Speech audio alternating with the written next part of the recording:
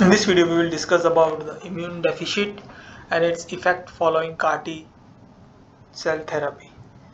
So first, we will understand why this immune deficit occurs in the patients who are treated with CAR-T cells. In order to increase the CAR-T cells efficiencies, the general strategies is to first deplete the lymphocytes using lymphodepleting chemotherapies. And this will reduce the lymphocytes and thereby make the immune system of the patients on a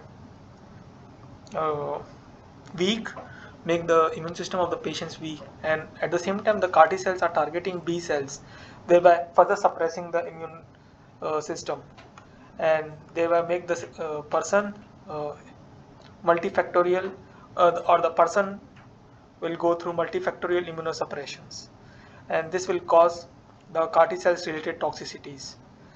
And one the figure on the top right side, it shows the timeline that in the early days, around 0 to 30 days, they will see the infections in the bloodstream, and in the 30 days they can see the infections in this GI tract, and in later stage they can see the xenopulmonary infections that can be in the lungs also.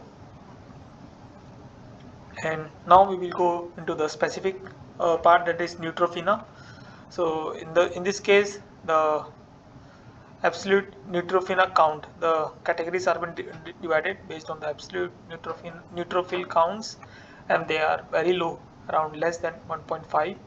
And in that case, we can see there is a possibility of pathogen infections through gram negative bacteria, through the enteric or oral injections, and through the skin injections there is a possibility for this gram positive bacteria, and the more probability is basically in this solid region, and the probability increases in the dash region before the solid region, and it decreases in the dash region after the solid region. So we can see that in the early days there is a possibility for the infections of this gram negative and gram positive bacteria through different mechanisms. That is, gram positive bacteria can be infected through skin, and gram negative bacteria can be infected through the oral injections, and also after in the mediocre days or after 30 days there is a possibility of infections of Clostridium difficile or these fungal infections that can be seen here, but it will goes down after these mediocre infections. And in terms of this lymphoma, what in that case what will happen? So the neutropenia, the amount of neutropenia in this case, that is in the gram positive and gram negative bacteria, is less than 1.5, whereas no severe conditions are been discussed here, that is when the neutropenia is less than 0.1. So let's now come to this lymphonia. In that case, the risk of infections goes high, as the lymphocytes CD4 plus T cells counts goes less than 200 per microliter. And here the chances of infections are mainly in the case where CD4 plus T cells are less than 200 per microliters, that is shown here with the color. And during the initial days the infections are mainly occurs because of the respiratory virus, that is can be seasonal or intermittent, as the solid lines are small, the solid bars are small, and the dash lines are there after consistent intervals. And the herpesvirus infections chances are also high during the early stage, but it is then thereafter quite common for a certain period of time, and after that it will goes down. But there are some viruses that are opportunistic virus that will find this opportunity of the immune suppressions to grow themselves, such as pneumocystis, mycobacterium, tuberculosis. They could be present within the patients, but they are not able to grow because of the immune systems of the patients. So once immune systems get suppressed, then these opportunistic bacteria can grow themselves.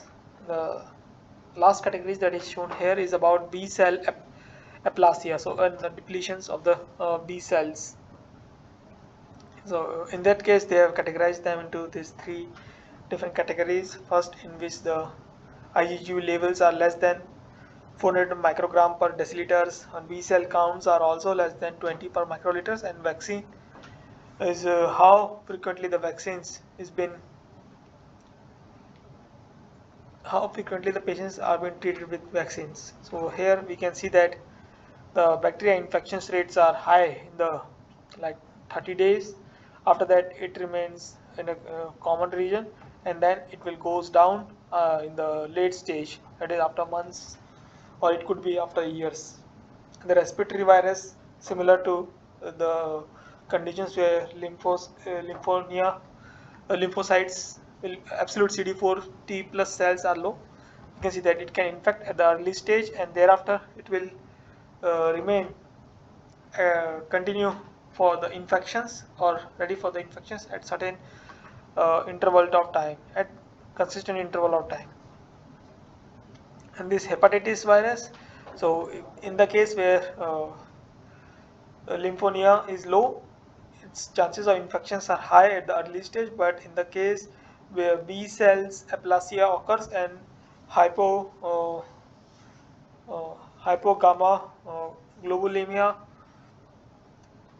also occurs, in that case the hepatitis virus chances of infections are high at the 30 days, and then it will remain consistent for certain period of time, and then it will goes down in the late stage.